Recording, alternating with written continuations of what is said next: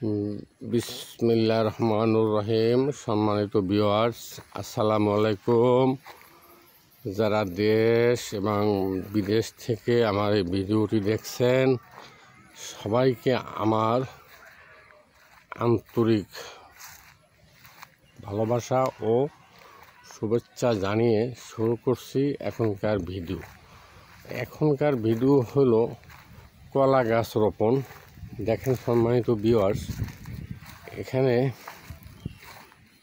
12 শতাংশ জমি আছে। এখানে 100 পিস কলার গাছ রোপণ করা হয়েছে। এই স্থানটি হলো বরিশাল জেলার অন্তর্গত বানারীপাড়া উপজেলার শলিয়াবাগপুর ইউনিয়নের কৃষ্ণপুর গ্রামের ধলুমিয়ার কলা গাছের বাগান। তো সম্মানিত ভিউয়ার্স, এখানে এই যে মাস চলিতেছে এপ্রিল মাস, এই মাসে মূলত কলা গাছ রোপণের মূল সময়। এই সময় আপনারা কলা গাছ রোপণ করলে কলার ফলন ভালো হবে এবং কলা খুব পুষ্টিকর একটি খাদ্য।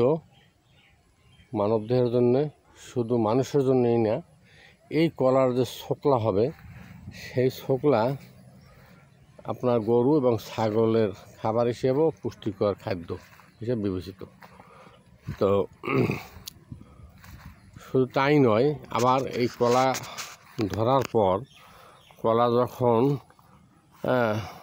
কাটা হয়ে যাবে, এই কলা গাছ দিয়ে সুতা তৈরি করা যায়। আবার কলা গাছ ছোট ছোট পিস করে গরুকে খাওয়ানো যায়। আবার ছোট ছোট পিস করে রোদুরে আদা শুকনো করে গরুর গোবর এবং কলা গাছের এই পাতা পিসগুলো একাত্র করে ভার্মিকম্পোস্ট সার তৈরি করা যায়। তো দেখেন এর কত উপকারিতা। তো আমার এই ভিডিও যারা দেখবেন, অবশ্যই এই বৈশাখ মাসে, জ্যৈষ্ঠ মাসে 15 তারিখ পর্যন্ত বিভিন্ন জাতের কলা, বিভিন্ন প্রকারের জৈব সার দিয়ে আপনারা রোপণ করবেন। তাহলে আর্থিকভাবে আপনারা লাভবান হবেন এবং পরিবেশ, সেজন্য কলা গাছ খুবই ভালো।